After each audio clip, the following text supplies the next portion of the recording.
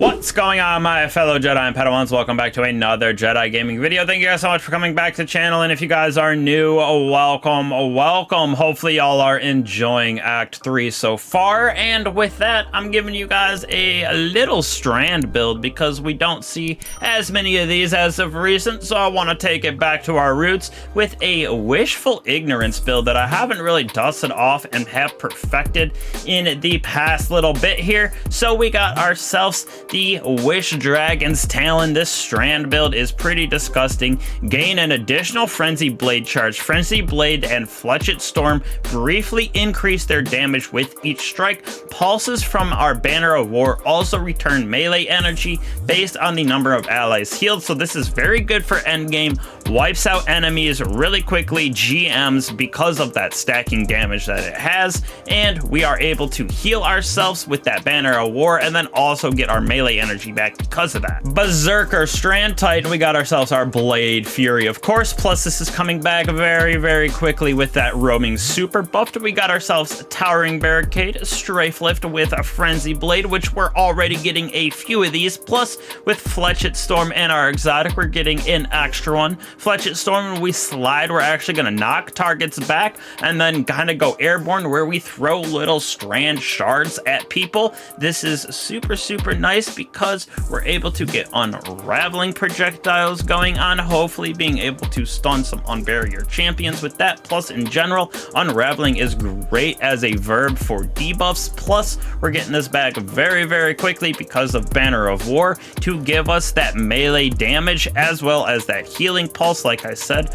for that endgame content. Super nice. Plus, we're going to use Shackle Grenade to stun Unstoppables. Plus, again, just a very good way to keep enemies at bay, and just Suspend is also a very good verb. Strand is definitely a very good subclass that is definitely taken the back burner and slept on since Prismatic come out, but is definitely the second strongest right after Prismatic in my opinion. Strand Fragments, we got ourselves Thread of Propagation. Strand melee final blows give our Strand weapons unraveling rounds. Again, another way for us to add clear as well as stun unstoppable, or I should say barrier champions with unraveling rounds. Thread of Transmutation, well, we have a woven mail. Our weapon final blows have a chance to create ourselves that tangles.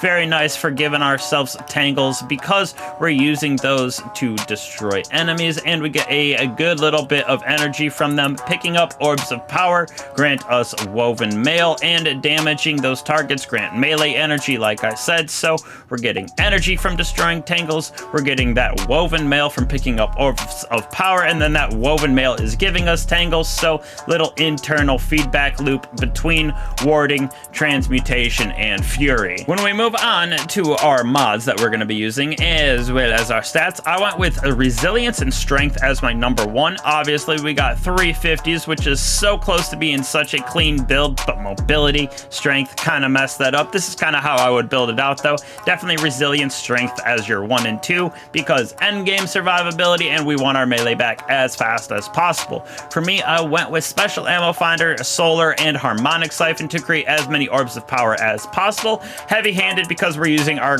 melee very often with this build, and it stacks damage, creating a lot of Orbs of Power for us, using that melee to give back our grenade as well as our class ability. Definitely totally up to you as your chess piece. Whatever your content you're going into, you can switch these on and off depending on the surge that you're getting damaged the most from.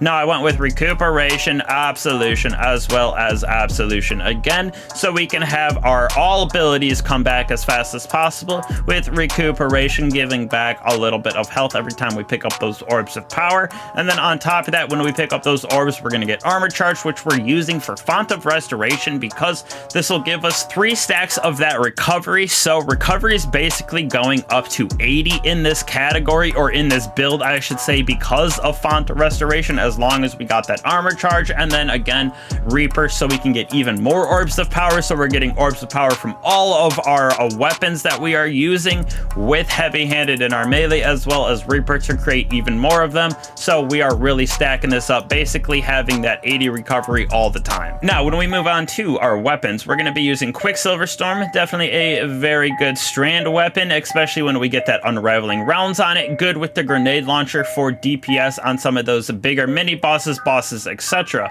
For me, I'm going with Martyr's Retribution right here. We're using that as our overload weapon, and on top of this Envious Assassin Incandescent, spreading that scorch around is a pretty good little aspect of this build. Plus, we're creating orbs of power with that, with our Solar Siphon. And then last but not least, Wicked Sister right here, Envious Assassin Explosive Light. I'm really looking for that Envious Arsenal bait and switch on this Wicked Sister. This is a Season 1, way back, one of the first grenade launchers that came out inside of Destiny 2. Obviously, it wasn't Strand back in the day, but we got the Strand version now. Very, very good DPS options on this. Plus, it plays into that unraveling that we're going to get from our subclass and the Strand synergy of creating orbs of power. Last but certainly not least, we got ourselves our Satchel right here. With, for us, we're using our anti-barrier pulse, overload breach grenade with authorized melee mods, killing breeze for that nice mobility increase, as well as rapid impact, so our grenade launchers are going to reload quicker, total carnage and deliberating wave, both for finishers. We're going to create a nice little blast that depends on our super that we are using, which ours is going to be a strand finisher, and then we're going to get damage resistance as well. Very good for that end game. Concussive reloader right here, weakening those targets when we do damage on them, breaking their shields, champions, bosses, etc. Very good for end game. Think of it helping us to create that armor charge for that restoration, so we can get up to 80 all the time. Like I said, curative orbs, again, we're going to be using this to create even more orbs of power by breaking combatant shields, which will feed back into one, getting our super, and then that orbs of restoration, or the restorative orbs, whatever it is, that gives us our plus 30 inside of our recovery stat. With Severed Cold right here, with the picking up stasis shards, Void Breach is going to give us melee and class ability energy, as well as kinetic impacts. We're going to be able to stun unstoppables with that heavy and do a little bit of extra damage. So playing into this is a very good little synergy of using our melee to stun unstoppables, or I should say using our grenade to suspend to stun unstoppables. We got our heavy grenade launchers to stun unstoppables. We have our grenade launcher with Martyr's Retribution to stun overloads, and then our melee with unraveling, as well as when we get the unraveling rounds on our Quicksilver Storm, we're going to be able to do anti-barrier rounds. So this thing can be taken into any type of content that you can think of.